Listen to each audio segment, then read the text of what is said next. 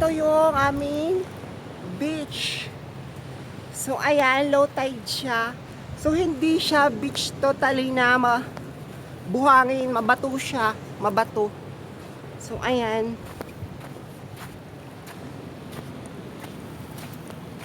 Pwede kayo dito mag-explore and mag-camping.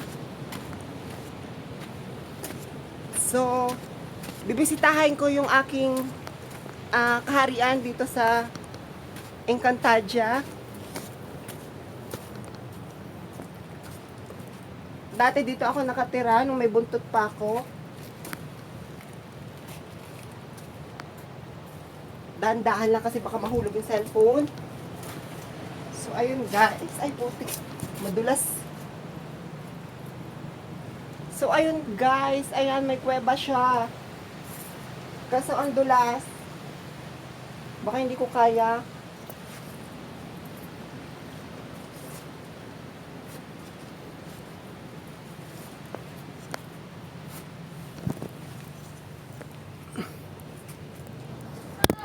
Ang hirap maging vlogger for today's video.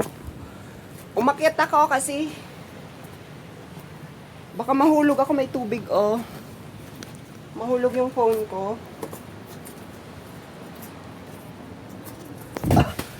So ayun guys, welcome sa aking tour vlog. Ay, papasok na tayo sa aking kaharian. Ito yung daanan papuntang Lireño. So guys, paglabas nyo dito, nasa Encantadia na kayo.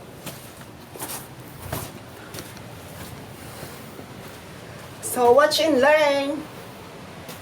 So nasa ibang dimension na tayo. Ito yung fire exit sa South Korea. So ayan, iniwan ko yung kasama ko doon.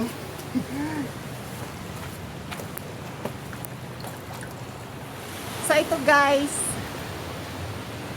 welcome sa Encantadia.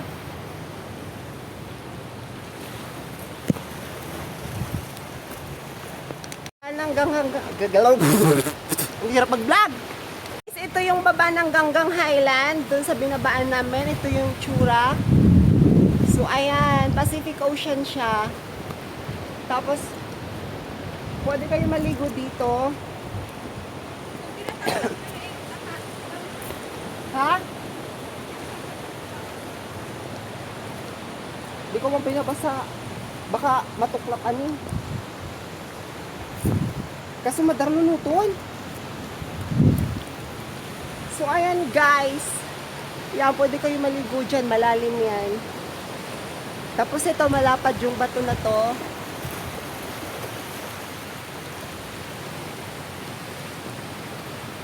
So ayun.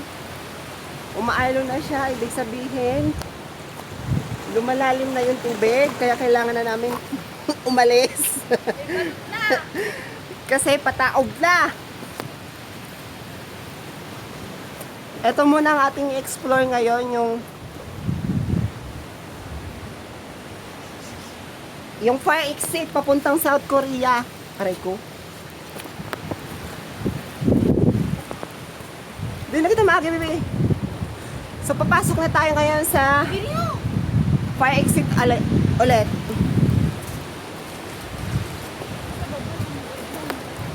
So, guys, ito yung fire exit. Papasok tayo sa fire exit papunta sa South Korea. Kasi open country sa South Korea, wag sa North, baka ma-rape tayo doon.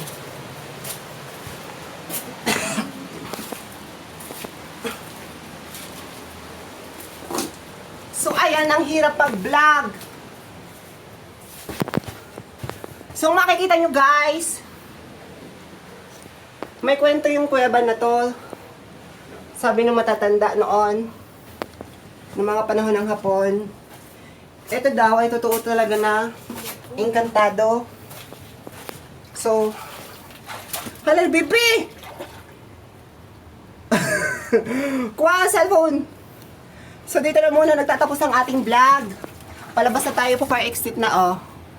Kasi, nakasapatos ako, baka mabasa.